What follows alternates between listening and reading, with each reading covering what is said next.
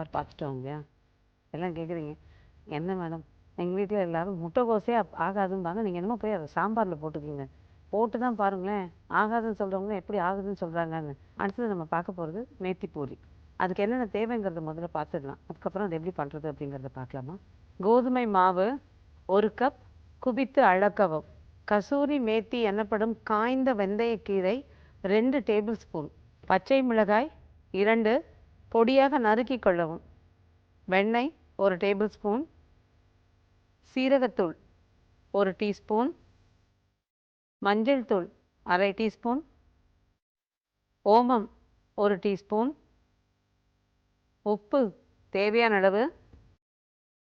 எண்ணெய் பொரிப்பதற்கு. இப்போ இந்த தேவையான பொருள் நம்ம பார்த்தோம் இல்லையா? மேத்தி பூரி, அதாவது மேத்திங்கிறது வந்து வெந்தயக்கீரை. இதில் கசூரி மேத்தி நம்ம வந்து அந்த காஞ்ச வெந்தயக்கீரை தான் சேர்க்க போகிறேன். பரவலாக நிறைய கடைகளில் கிடைக்கிது இந்த கசூரி மேத்திங்கிறது. விலையும் ரொம்ப அதிகமும் கிடையாது. நீங்கள் கவரில் வாங்கி அதை அப்படியே நீங்கள் வெளியில் வச்சுட்டாலும் சரி, ஃப்ரிட்ஜில் வச்சுக்கிட்டாலும் சரி, இது நல்லாவே இருக்கும். நம்ம சாதாரணமாக வைக்கிற காரக்குழம்புலேருந்து எல்லாத்துக்குமே, உருளைக்கிழங்கு பொருள்லேருந்து எல்லாத்துக்குமே கொஞ்சம் போட்டுக்கலாம். அது ரொம்ப ரொம்ப உடம்புக்கு நல்லது. அதை வச்சு தான் நம்ம நிறைய சேர்த்து பூரி பண்ண போகிறோம். ஒரு பாத்திரத்தில் கோதுமை மாவு, பச்சை மிளகா, குழந்தைங்களுக்கு கொடுக்குறதா அந்த பச்சை மிளகாய் ஒன்று பேஸ்ட்டாக போட்டுக்கங்க, இல்லைன்னா முழுக்க தவிர்த்துடுங்க. வெந்தயக்கீரை,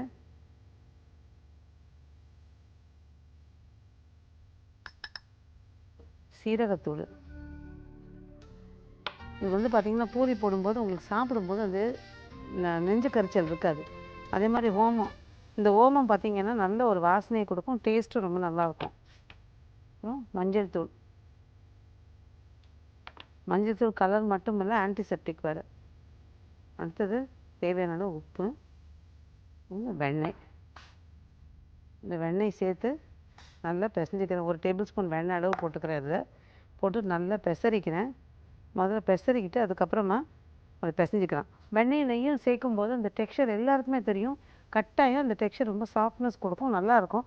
ஆனாலுமே அதை தவிர்க்கணும்னு நினைக்கிறவங்க அதுக்கு பதிலாக நீங்கள் எண்ணெயை சேர்த்துக்கலாம்.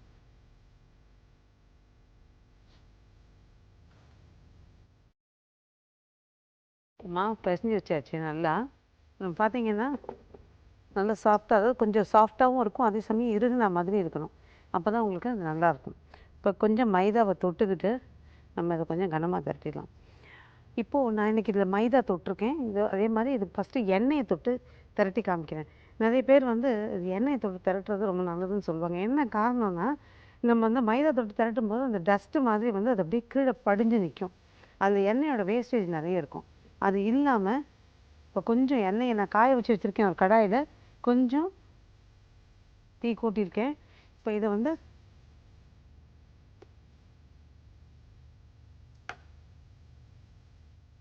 பார்த்திங்கன்னா நான் ரொம்ப மெல்லிசாக திரட்டலை, கொஞ்சம் கனமாக தான் திரட்டியிருக்கேன்.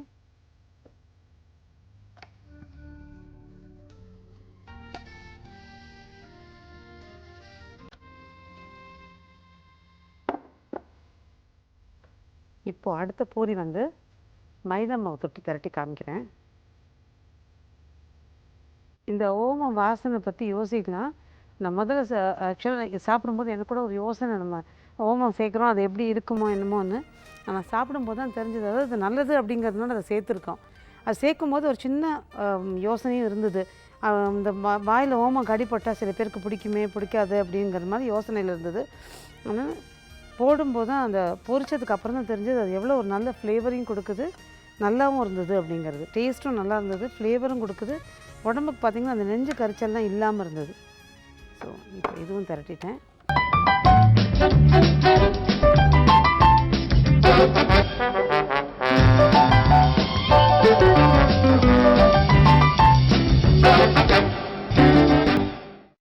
இப்போ பார்த்திங்கன்னா நான் முதல்ல எண்ணெயில் தொட்டு தேய்ச்சோம் இல்லையா, அதை முதல்ல எடுத்துக்கிறேன்.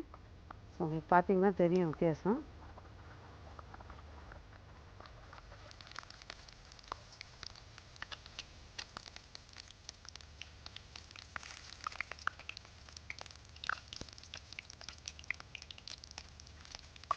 நல்லா 2 பக்கமும் எண்ணெயும் தூவி தூவி விட்டு வேக விடுங்க.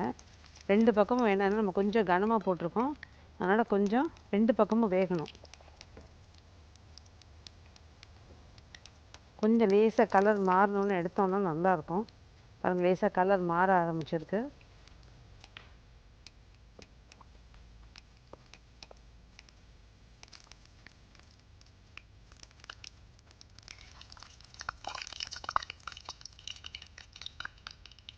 இந்த எண்ணெய் பாருங்கள், அந்த மாவெல்லாம் இறங்காமல் எண்ணெய் கசடு ஆகாமல் நிறைய அந்த கசடெல்லாம் தெரியாமல் நல்லா நீட்டாக இருக்குது பாருங்கள். என்ன இருக்குது, எண்ணெயை தொட்டு திரட்டணுங்கிறது நிறைய பேருக்கு தெரிஞ்சிருக்கும். கிச்சனுக்குள்ளே புதுசாக போகிறவங்களுக்கு இது ஒரு நல்ல விஷயமா இருக்குங்கிறதுனால இன்றைக்கி சொல்லியிருக்கோம்.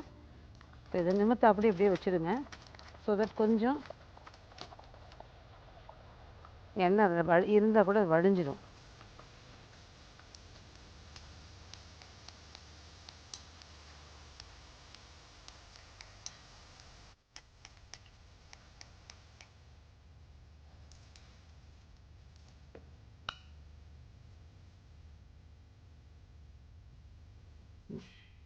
இப்போ இதுவும் போட்டாச்சு, அவ்வளோதான். இனி அடுத்தது பார்த்திங்கன்னா நம்ம மைதா தொட்டு திரட்டியிருக்கோம் இல்லையா, அதை போட்டுக்கலாம்.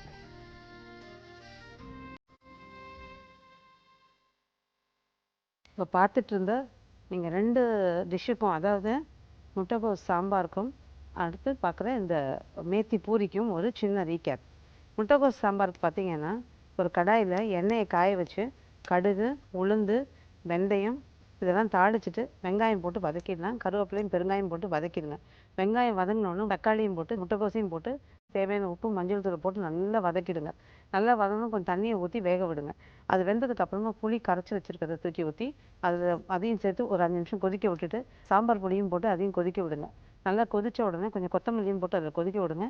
அதுக்கப்புறமா அதில் கரைச்சி வச்சுருக்க பருப்பு, வெந்த பருப்பை கரைச்சி அதில் தூக்கி ஊற்றிடுங்க.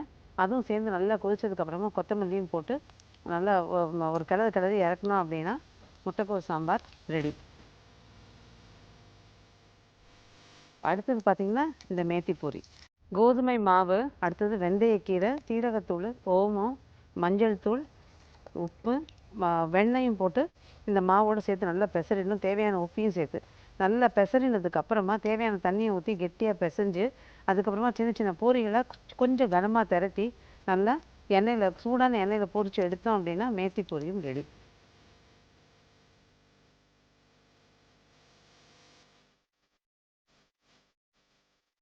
முட்டைகோஸ் சாம்பாரும் அடுத்தது மேத்தி பூரியும் எப்படி பண்ணுறதுங்கிறத பார்த்தோம். இதுக்கு சின்ன ரீகேப்பும் பார்த்தோம். நிச்சயமாக எல்லாருக்கும் பிடிக்கும். இது பார்த்திங்கன்னா ஒவ்வொருத்தரும் எல்லாருக்கும் பிடிக்கும்னு சொல்கிறேன்னு யோசிக்காதீங்க. ஏன்னா உங்களுக்குலாம் பிடிச்ச மாதிரி தான் நிறைய விஷயங்களை யோசித்து நம்ம செஞ்சு காமிக்கிறோம்.